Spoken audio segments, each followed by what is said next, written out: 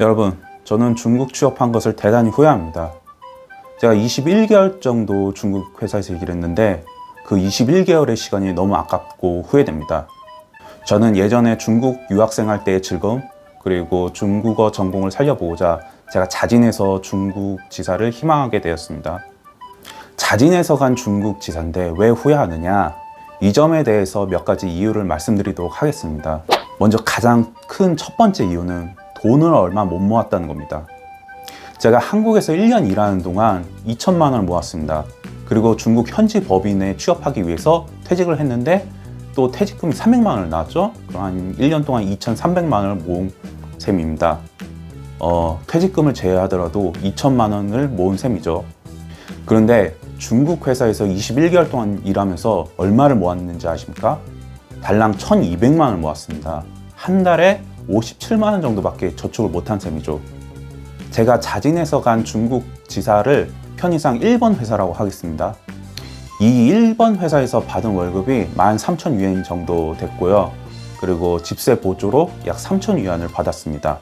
13,000위안이면 우리나라 돈으로 220만 원 정도 되는데 그래도 그 정도면 잘 받은 거 아니냐 이렇게 생각하실 수 있으십니다. 저도 처음엔 그렇게 생각했어요. 그리고 칭다오 지사에 있을 때는 그렇게 돈을 많이 쓰지 않아서 한 달에 한 10,000위안 정도, 우리나라 돈 한 170만 원 정도 저축을 꼬박꼬박 했습니다. 근데 5개월 만에 상하이 지사로 옮기고 나서 그게 잘 안 됐습니다. 상하이 물가가 엄청 비싸죠. 한 달에 생활비, 식비, 교통비 뭐 이것저것 합쳐서 기본적으로 6,000에서 7,000위안 정도 나가고요.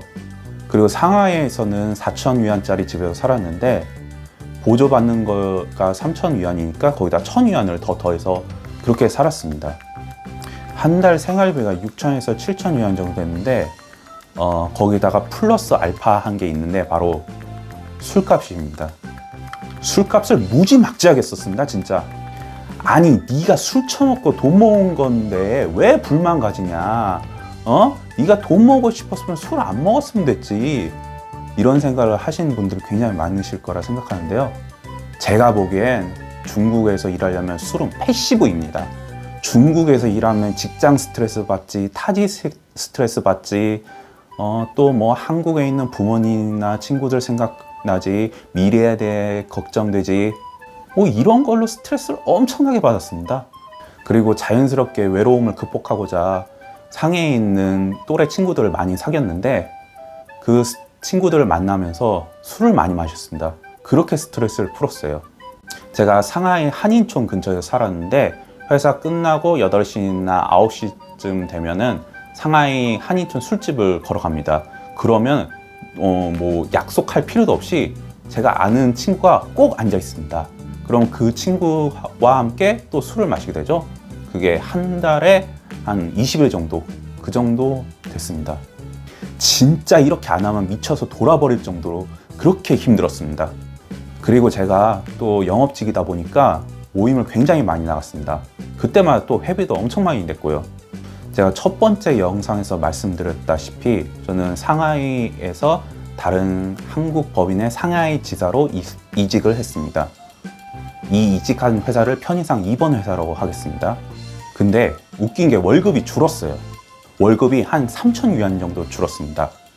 월급이 주는데 왜 이직을 했냐?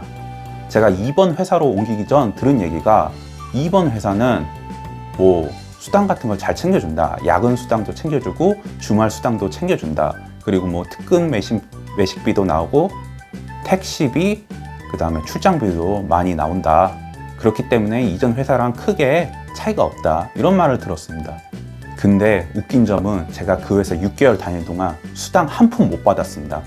뭐 겨우 받아봤자 택시비, 그 다음에 특근 외식비, 뭐 출장비 조금 넉넉하게 나오는 거 그 정도 수준이었습니다. 뭐 택도 없죠, 사실. 아니, 그리고 그 회사가 웃긴 점이 뭔 줄 아십니까? 아니, 회사 공용 물품을 저보고 먼저 산 다음에 나중에 회사에 영수증을 들이내면서 청구를 하라는 거예요. 예를 들어 회의실 명패, 그 다음 뭐 액자, 그리고 뭐 재본비, 뭐 벽걸이 지도 이런 거를 먼저 저보고 산 다음에 나중에 영수증을 제출해서 청구를 하라는 거예요. 아니, 이게 말이 됩니까? 아니, 이게 회사입니까? 아니, 생각을 해보세요. 진짜 영수증이 안 오면 그냥 제 돈 내는 겁니다. 그냥 빵꾸 나는 거예요. 10,000원짜리 퀵 서비스 이런 거 할 때는 뭐 청구도 할 수 없습니다. 지금 생각해도 진짜 열받습니다. 거기서 극도의 스트레스를 받아가지고 고혈압에 걸려서 결국 퇴사를 하게 됩니다.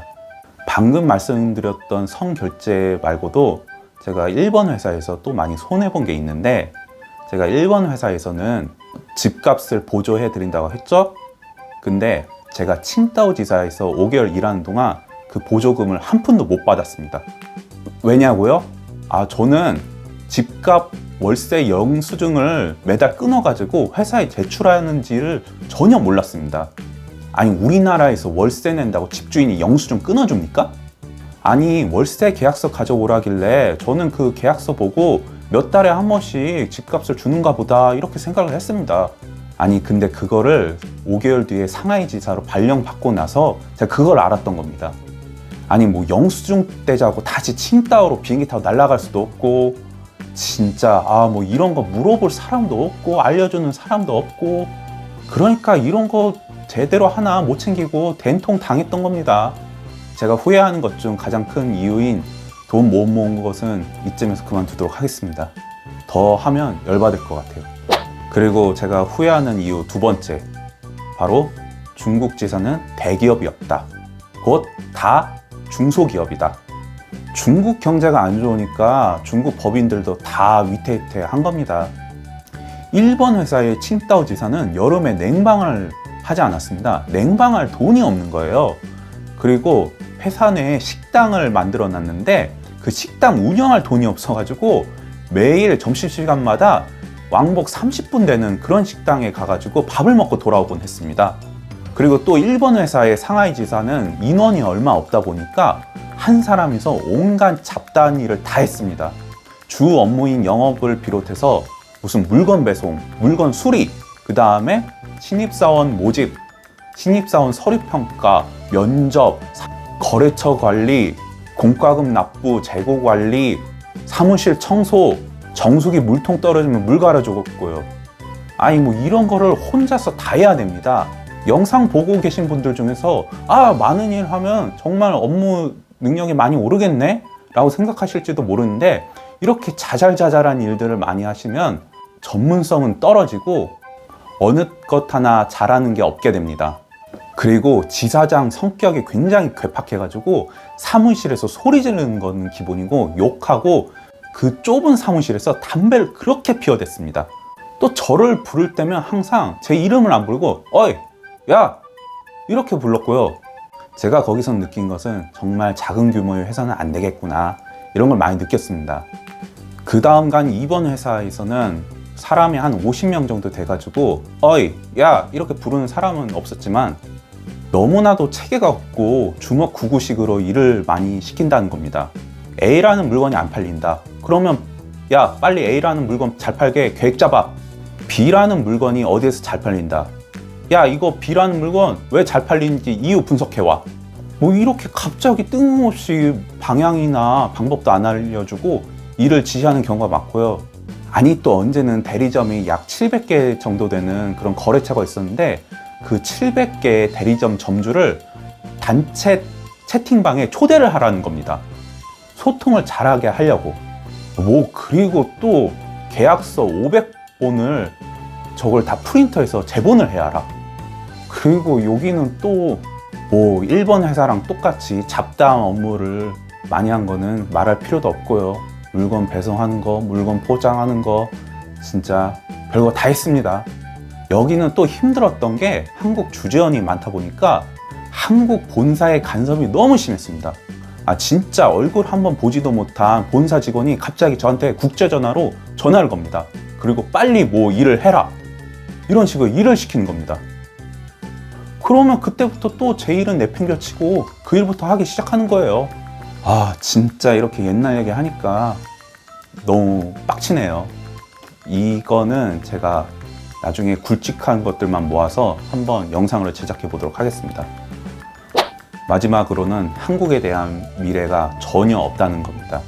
중국에서 평생 머무르실 분이 아니시라면 언젠가는 한국으로 돌아가야 되는데 중국에서 있다가는 한국에서 돌아갈 때 미래가 너무 어둡다는 겁니다.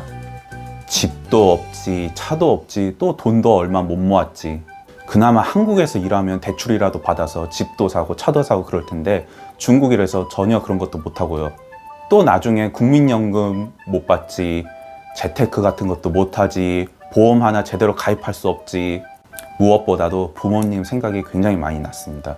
정말로 중국 취업을 원하시는 분들은 지금 제가 말씀드린 이 모든 것들을 극복하실 수 있으셔야 합니다.